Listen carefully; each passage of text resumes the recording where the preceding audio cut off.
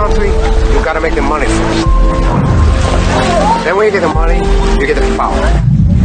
Then when you get the power, then you get the money. That's why you gotta make your own moves. Whoa, what's happening, YouTube? It's your boy Sai checking back in. What's good, everybody? We just gonna rock out today. Live vibes in the streets, man. So the question that was asked, that's a good question. What did I learn the most or take with me from the penitentiary to the world? That's the biggest help for me out here in the world. I'm gonna say this. So going to the penitentiary, you automatically gonna instill learning a lot, meaning from discipline to violence to educate yourself to how to study, to how to work in the kitchen, how to work, do line work, how to, paint, do electrical, all kinds of shit. And the penitentiary teaches you a lot of things. The biggest thing I learned in penitentiary was personality and trait, how to read character, you feel me? Before I left, I was just in the same environment around the same people. But when you go to the penitentiary, you meet everybody. You meet the top high class, the low class, the middle class. You meet motherfucking murderers. You meet businessmen. When I say businessmen, I mean they just something happened and they life took an unfortunate turn. So, never been in trouble. So now they got all this time. Like most of the businessmen be in there for like alcohol or involuntary manslaughter, some shit that was real unfortunate. But like I said, trait and character is the most important thing in this world. You got to learn how to read the people you around, the people you finna go talk to. Say if you got a job interview and you don't know what job you going to, you don't know nothing, but somebody calls you and say, hey, come here. This dude might have some money for you. When you get there, you gotta know how to communicate with the person that you're dealing with. If you're dealing with Bill Gates, you gotta come with some sense. You can't come in there, I say all this extra. You gotta come with some sense. You got, how you doing today, sir? My name is Sai. This is what I do. This is what I bring to the table. Shit like that. You gotta know how to present yourself. Communication. So character and trait and personality was the biggest thing I learned down there as far as reading, Give y'all a quick story about OB. So OB is somebody I met in the county when I was waiting to see what happens with my charges. I'm fighting my cases, stuff like that. I ended up going back to the hole and I meet OB back there. He already there. So we get to chopping it up. He in the hole for assault on an inmate, or whatever, some normal shit.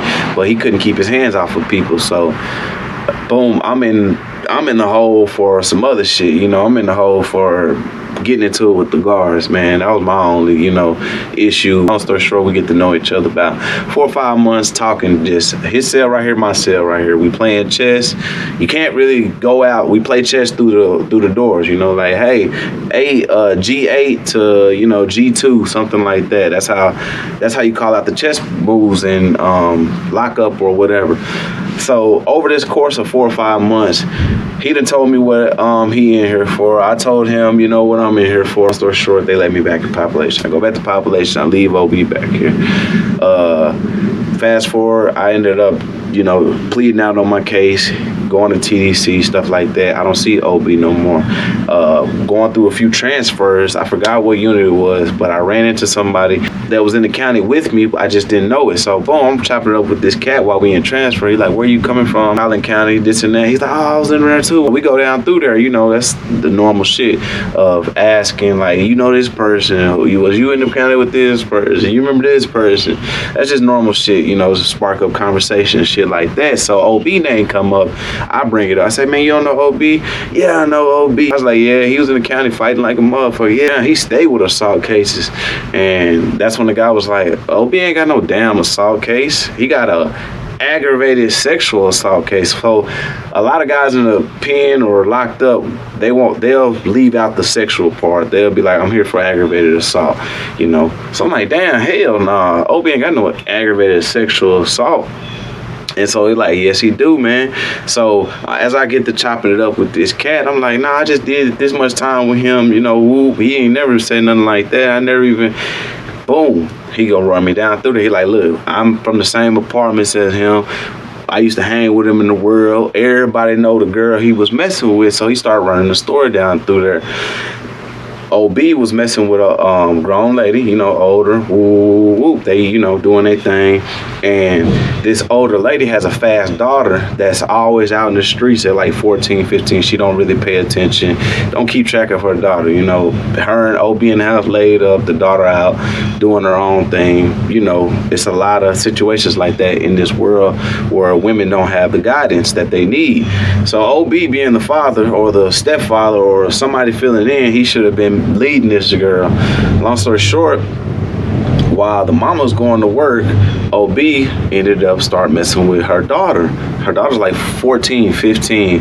The guy said, but this girl doesn't look like she's 14, 15. She look like she's 18. Now, all that shit is irrelevant. Her age is 14, 15 years old. So OB's messing with this lady and her daughter whenever her mama goes to work. This is where dysfunctional shit comes in the black community, for the simple fact the mama got so much lack of care for her daughter, where her daughter's out running the streets, so she really don't give a damn as long as she laid up with her boyfriend.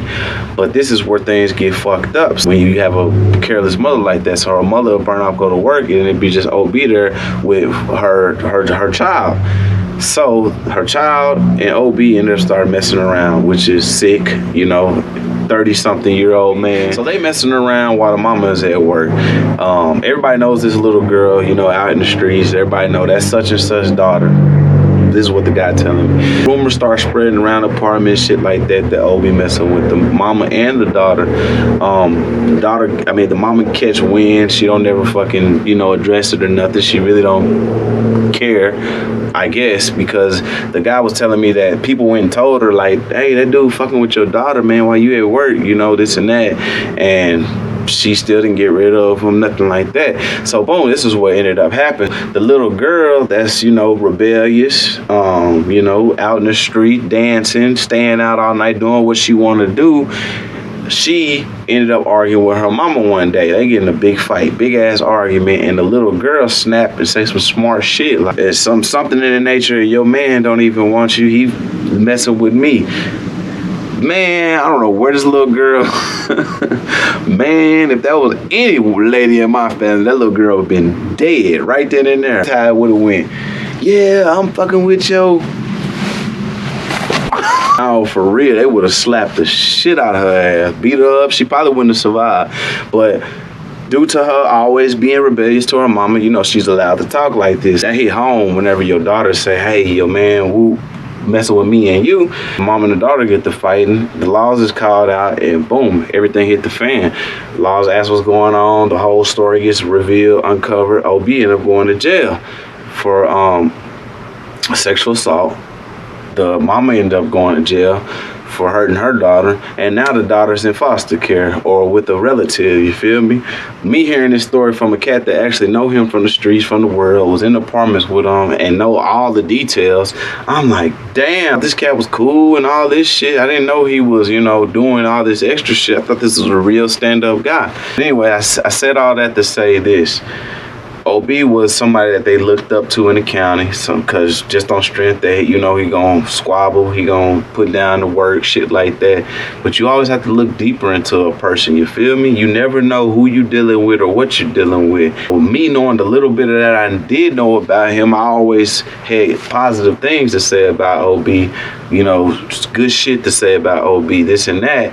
And even with this guy right here, before he told me all that, I'm like, yeah, OB, man, now he a real nigga, man. I fuck with him tough. Now that I know what I know, it make me look crazy, you feel me? The most important shit in this world is really just being able to communicate, learn somebody, get to know them. That was the biggest thing I learned in the penitentiary, man. I wasn't one of them guys that just hung with the blacks, my people. Now, majority of the time, yes, but I was one of those adventurous guys that go out, pick brains and shit, learn shit, you know what I'm saying? So I hear about a guy that's a millionaire and he down there reading a book, you know, shit, I'll pull up on him, act like I'm reading a book, or ask him, wait, what you reading, man? You know, that type of shit. I was always into learning new things. So boom, you know, picking brain. And that's the biggest thing that I learned. You can't be afraid to open up to different people, open up to different races, open up to something different that you used to. Because if you